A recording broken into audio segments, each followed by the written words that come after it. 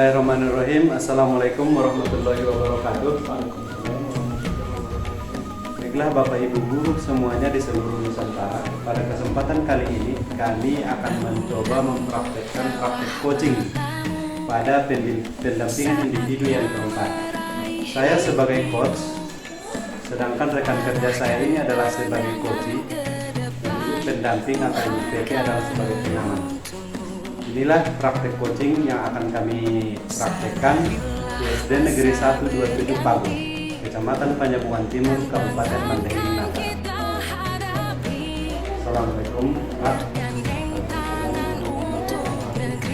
Gimana kabarnya sekarang setelah lebaran ini Pak?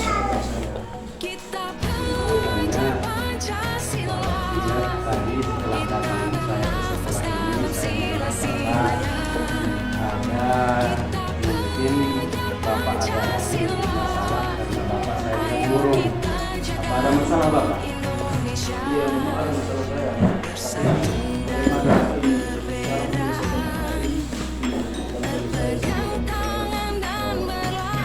Tapi pas penilaian saya tadi Pak ya, karena saya melihat bahwa Bapak sepertinya seperti tidak biasanya saya lihat di sekolah ini. Saya lihat ada ternyata Bapak memang ada masalah ya. Tidak apa-apa Pak, coba ceritakan masalahnya apa, biar sama-sama kita cari solusinya. Mudah-mudahan nanti ada solusi yang terbaik buat Bapak. Apa kira-kira permasalahan apa yang Bapak hadapi? Begini Pak, saya tadi mengajar di kelas 3. Waktu saya mengajar di kelas 3, pembelajaran sudah berlanjut, tapi saya lihat saya tinggal di rumah. Setelah itu saya membuat atau membuat pelajaran di dalam kelas, dan saya langsung mengambil pelajaran. Bapak saya itu kosong itu akan berjalan. Ternyata kepala sekolah datang ke lokal saya dan kelas saya, melihat lokal saya itu tidak terima, dan dari kepala marah-marah. Permasalahannya adalah permasalahan bahwa kemudian kepala sekolah memberikan peringatan kepada Bapak. Kemudian menurut Bapak, kenapa kira-kira kelas Bapak ini kosong? Apa hal yang menyebabkan kelas Bapak ini kosong? Gini Pak, karena saya mengambil alat perawat di rumah, itulah makanya kelas saya kosong. Kelas Bapak kosong karena Bapak mengambil alat peraga di rumah. Jadi alat peraga yang Bapak ambil ini harus dipraktekkan secara langsung pada hari itu juga. Jadi menurut Bapak, kepala marah sama Bapak pasti ada penyebabnya. Ada penyebabnya. Apa kira-kira penyebabnya menurut Bapak? Ya, penyebabnya yang pertama yaitu ketika saya meninggalkan kelas. Ketika saya meninggalkan kelas. Yang kedua penyebabnya saya tidak minta izin atau untuk mengambil alat. Nah ini dia Pak. Jadi bahwa Bapak meninggalkan kelas itu kan karena Bapak mungkin silap bahwa di sekolah kita ini sudah ada kesepakatan bersama bahwa kita tidak boleh meninggalkan kelas, apalagi waktu itu Bapak meninggalkan kelasnya tidak minta izin tanpa ada orang yang menginginkan. Seharusnya apa yang Bapak lakukan seharusnya? Ya, seharusnya saya harus minta maaf sama langkah yang pertama Bapak merencanakan untuk minta maaf kepada ibu kepala sekolah, itu sudah sangat bagus Bapak. Langkah yang kedua apa kira-kira yang Bapak lihat ini setelah itu? Seharusnya yang pertama dan kedua yaitu kalau tidak meninggalkan kelas Sebenarnya begini Bapak, karena di sekolah kita sudah ada kesepakatan bersama, walaupun tidak di kepala sekolah kan ada piket. Nah, seandainya Bapak menyampaikan hal ini kepada piket kelas, maka tidak akan terjadi permasalahan seperti yang Bapak sampaikan tadi. Jadi rencana apa kira-kira yang akan Bapak lakukan ke depan? juga. Bagaimana menurut Bapak? Saya harus minta maaf kepada ibu.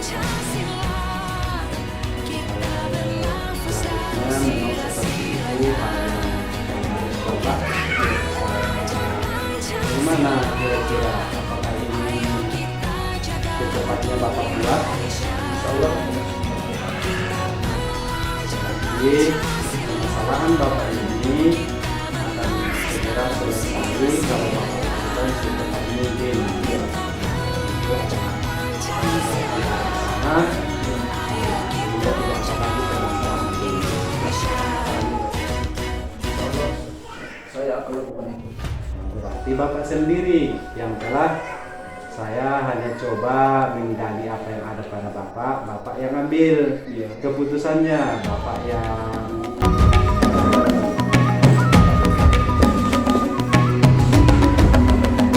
bangun dan bukalah matamu. Assalamualaikum warahmatullahi wabarakatuh. Selamat pagi ya. Bagaimana ya, Pak atau bapak-bapak yang lain, ibu juga bagaimana? Sehat? sehat. Tapi khusus untuk CDP ini ya, gimana ini? Sampai pendampingan kita sekarang PI4 gimana? Masih semangat? Masih gimana? Kalau Alhamdulillah masih semangat. Pendampingan di yang keempat ini sebagai persiapan untuk karya yang kelima. Alhamdulillah sampai saat ini apalagi setelah mencapai sebenarnya semangatnya ada sedikit berkurang tapi itu tidak mempengaruhi untuk kegiatan ini nantinya berlangsung. Alhamdulillah mudah-mudahan motivasinya bisa lebih kembali. berarti proses yang sudah berjalan selama 1 bulan terakhir ini bisa lah ya capaiannya 1 bulan ini bisa ya dicapai ya. Bagaimana capaiannya? Bisa. Pencapaian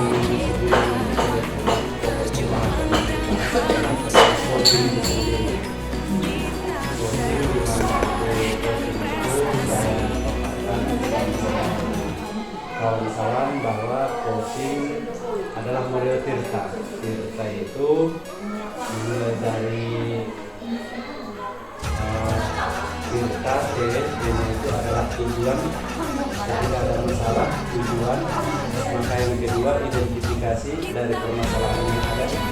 Yang ketiga adalah rencana, apa rencananya dari permasalahan yang ada. Kemudian orang yang menjadi coach itu sendiri akan bertanggung jawab atas masalah apa yang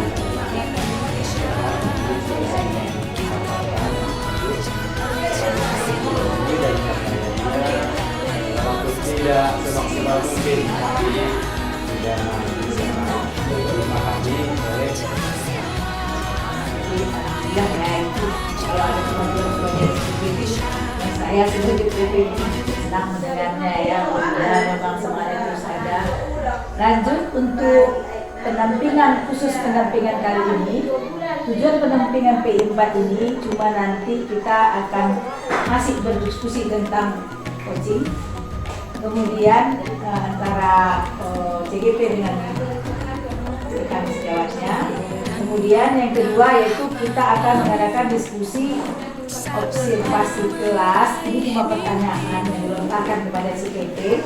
Observasi kelas di sini di mana kelas di CGP itu sudah pernah diobservasi oleh kawan sejawat. Nah, itu yang cuma pertanyaan yang nanti. Dan yang berikutnya lagi yaitu di sini tentang refleksi. Kecil di sini tentang modul 21. Modul 21 itu yaitu memenuhi kebutuhan belajar murid melalui pembelajaran dan diferensiasi. Modul 22 yaitu pembelajaran sosial emosional. Jadi itu yang akan dan terakhirnya jadi ini akan mulai dengan yang kedua yaitu kita akan tentang coaching. Jadi di sini saya langsung bertanya kepada CDP-nya, yaitu pertanyaannya di sini cuma mengenai coaching ini. Menurut Bapak, apa saja hal baik dari praktek coaching yang sudah dilakukan? Hal baik dari praktek coaching menurut saya berbeda dengan konsultasi sama ada tiga. Kalau coaching itu sendiri, orang yang mendapat permasalahan ini yang akan menyelesaikan masalahnya. Sedangkan konsultan, maka kita akan memberikan tips kepada orang yang bermasalah. Jadi saya lihat praktek coaching ini baik karena orang itu sendiri kita coba identifikasi apa permasalahannya, maka dia sendiri yang akan menyelesaikan masalahnya. Akhirnya dia bertanggung jawab terhadap apa yang melanda dirinya dan permasalahan apa yang dihadapinya, dia sendiri yang menyelesaikan. Begitu, jadi nggak boleh seorang coach yang menjawab atau menyelesaikan masalah dari coaching. Selanjutnya, apa saja hal yang menurut Bapak perlu ditingkatkan dari praktik coaching ini? Dari praktik coaching sebenarnya ada 4 tahap. Tahap yang pertama, kita berusaha ketika coaching atau orang tersebut menyampaikan permasalahannya kepada kita, maka dia akan menyampaikan tujuan.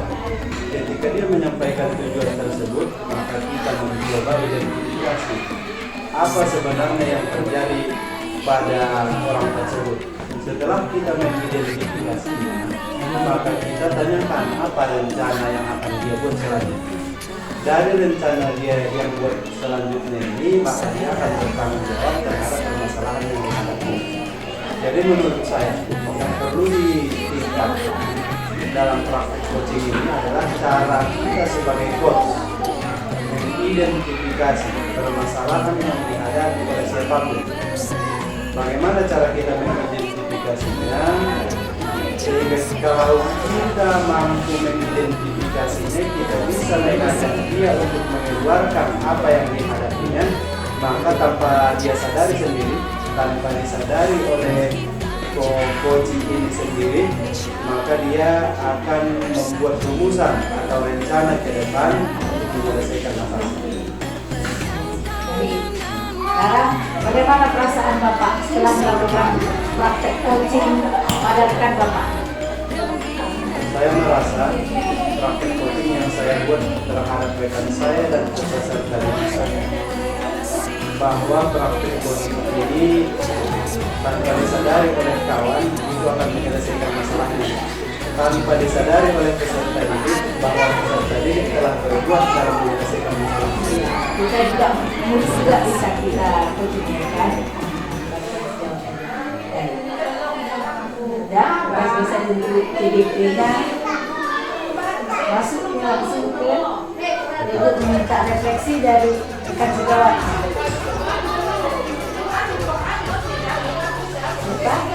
Bapak adalah coach dari CDP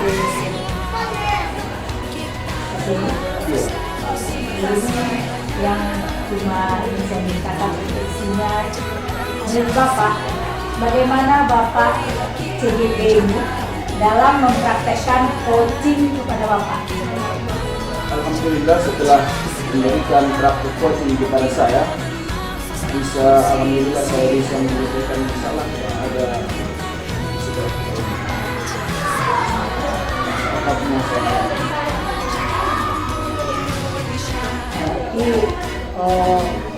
melalui praktek coaching ini Bapak udah bisa menjawab dari masalah Bapak itu sendiri ya, seperti yang dikatakan dari tanpa disadari ya. Baik. Apa hal baik yang Bapak rasakan dari praktek coaching ini? Hal baik yang saya rasakan yaitu bisa membuat kita atau mengidentifikasi hal yang baik untuk kita sendiri. kita bisa merencanakan hal yang kita buat, dan akhirnya kita bertanggung jawab dan mengalami dari masalah yang kita hadapi. Nanti bisa Bapak menyelesaikan masalah yang Bapak hadapi dari praktek coaching tersebut. Insya Allah bisa. Itu hal baiknya Pak. Sekarang jika ada yang perlu dikembangkan, bagian mana yang menurut Bapak yang perlu dikembangkan lebih lanjut? Yang perlu dikembangkan yaitu identifikasi dan rencana. Baik. Terima kasih ya. Ya, lanjut lagi dengan diskusi observasi kelas elemen sejawat. Pengalaman Bapak ketika meminta rekan guru lain, ini menurut pengalaman Bapak ya, ketika meminta rekan guru lain mengobservasi praktik pembelajaran yang Bapak lakukan di ruang kelas. Jadi bagaimana pengalaman Bapak ketika meminta rekan guru lain mengobservasi praktik pembelajaran yang Bapak lakukan di ruang kelas? Pengalaman saya ketika diobservasi oleh rekan sejawat saya di ruang kelas, kebetulan rekan sejawat saya mengobservasi saya ketika saya menyampaikan pembelajaran berdiferensiasi. Jadi masukan dari kawan saya, katanya bahwa pembelajaran yang saya buat ini seharusnya lebih mengenal atau lebih memperhatikan karakteristik siswa, lebih memperhatikan potensi-potensi yang dimiliki oleh siswa. Jadi itu masukan dari kawan ketika saya observasi, mungkin pada proses pembelajaran dan diferensiasi yang saya buat, mungkin minat dan bakat siswa belum terpenuhi semua. Yang saya lihat. Baik.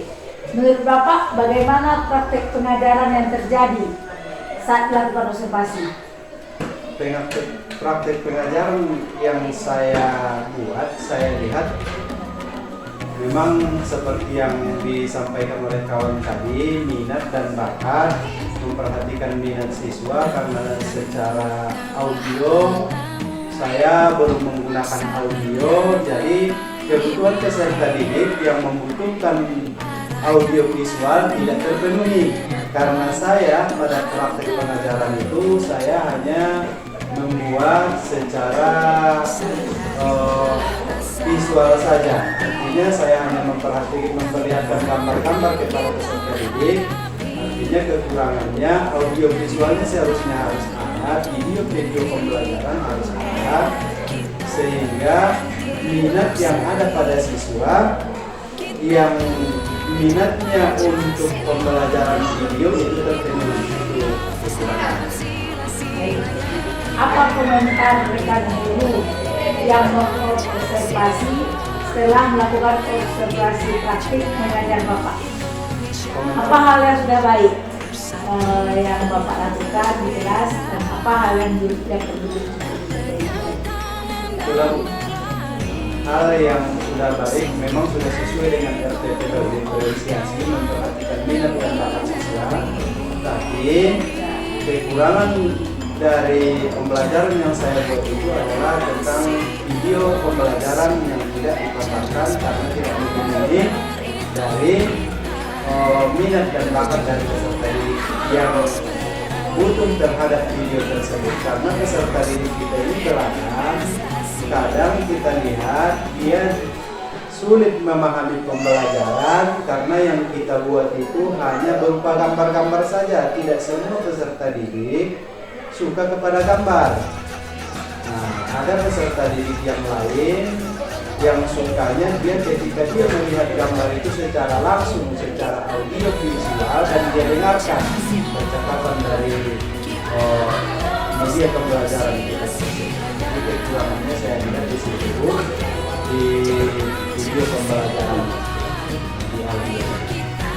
Baik, apa hal yang ingin Bapak ketahui atau perbaiki setelah melakukan praktek mengajar tersebut berdasarkan respon dari medik Bapak. Berdasarkan respon menurut saya memang sudah memetakan bahwa peserta didik saya ini sangat antusias ketika itu ditayangkan video pembelajaran audio visual. Artinya dia adalah media pembelajaran berupa video. Namun ini tidak sepenuhnya bisa diterapkan, tidak sepenuhnya bisa saya terapkan disebabkan kendala-kendala teknis atau kesiapan dari kita. Nah, tapi saya berusaha untuk kedepannya dari pemetaan peserta didik ini bahwa mereka memang sangat suka dan seharusnya memang pembelajaran itu harus seperti ini, menggunakan audio visual. Saya mulai observasi kelas komunikasi Jawa, ini masih kita pertanyaan yang keempat, itu mengenai aksi nyata modul 21, yaitu yang memenuhi tenaga mulut melalui dan aksi nyata modul 22 pembelajaran sosial dan emosional. Jadi yang bagaimana tugas aksi nyata modul 21 dan 22 yang Bapak sudah coba kerjakan? Adakah kendala atau kesulitan yang ada? Untuk aksi nyata modul 2.1 PPB diferensiasi saya sudah buat di kelas dan sudah saya terapkan di kelas yang memperhatikan minat dan bakat siswa, dan alhamdulillah ini sudah selesai dan saya sudah upload di LMS. Terkait dengan modul 2.2 RPP berdiferensiasi dan memperhatikan sosial emosional. Saya pembelajaran sosial emosional saya sudah juga buat di kelas. Nah, artinya di pembelajaran emosional ini kita memperhatikan emosional siswa. Kita membuat di situ yang disebut dengan mindfulness untuk memfokuskan peserta didik kita. Ketika peserta didik kita itu sudah merasa jenuh, yang saya lakukan di kelas dalam satu pembelajaran mindfulness, 2 mindfulness harus dilaksanakan. Artinya agar fokus kembali kepada pembelajaran yang kedua. Jadi ini juga sudah selesai saya buat dan saya sudah upload dan sudah saya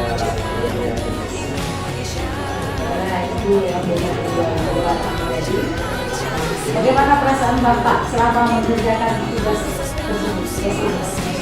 Saya merasakan ternyata bahwa RPP berdiferensiasi digabungkan dengan pembelajaran sosial emosional adalah pembelajaran yang seharusnya kita lakukan di kelas. Karena itu memfasilitasi semua peserta didik, memfasilitasi minat dan bakat semua peserta didik, mengembalikan fokus peserta didik di pembelajaran sosial emosionalnya. Mereka sangat senang dengan pembelajaran sosial emosional. Mereka merasa bahwa mereka kalau kita coba untuk mengeluarkan potensinya masing-masing. Semua siswa berpartisipasi kalau kita melakukan RPP berdiferensiasi dengan digabungkan dengan pembelajaran sosial emosional. Jadi, apa hal yang bisa Bapak ambil pelajaran dari mengerjakan tugas tersebut?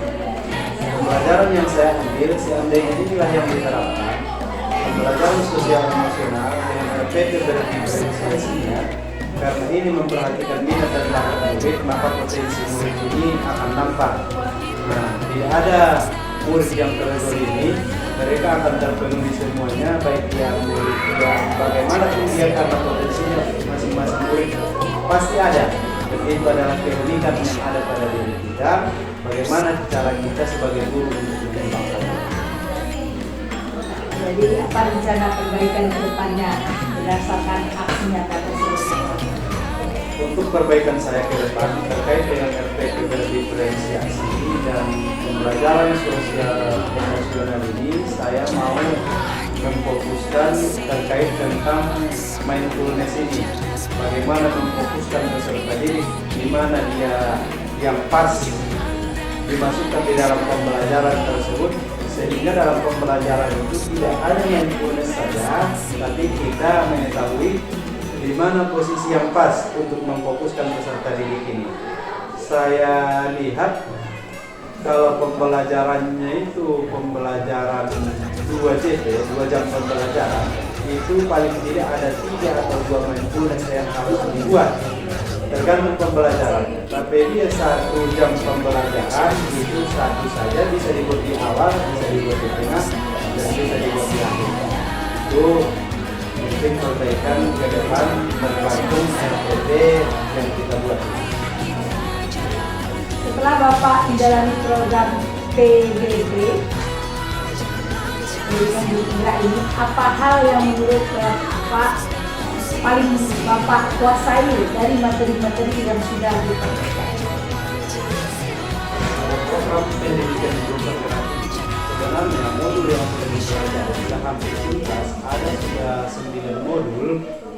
Kalau ditanya tentang hal yang paling dikuasai tentang modul-modul ini, maka tentunya modul yang baru dipelajari itu yang paling berkesan sekarang sama kita. Maka itu yang saya rasa untuk saat ini yang paling dikuasai. Nah, karena kebetulan yang baru dipelajari adalah tentang diferensiasi, pembelajaran sosial emosional, dan yang terakhir ini adalah coaching. Tentunya inilah yang untuk saat ini yang paling dikuasai untuk sampai saat ini. Materi apa yang Bapak rasakan masih membingungkan dan ingin dipelajari lebih dalam? Yang masih membingungkan saya adalah sebenarnya pada pembelajaran yang pertama itu tentang filosofi Ki Hajar Dewantara. Saya sangat ingin mendalami bagaimana sebenarnya filosofi pemikiran Ki Hajar Dewantara yang sebenarnya terkait dengan pendidikan, bagaimana kita seorang guru, bagaimana terhadap peserta didik. Ini yang ingin saya dalami kembali, karena ini berada di modul 1 yang sambung, mungkin akan saya dalami kembali untuk Ada lebih selesai untuk penampilan ini ya. Juga ini paling tenang pada semangat dari CGP nya saya sebagai PP juga selalu bersemangat ya mengikuti situasi. Jadi ini adalah pertandingan kita hari ini dan terima kasih ya pada semuanya ya dan CGP-nya juga kasih kawannya sekolah dari sini dan kesehatan dan selesai.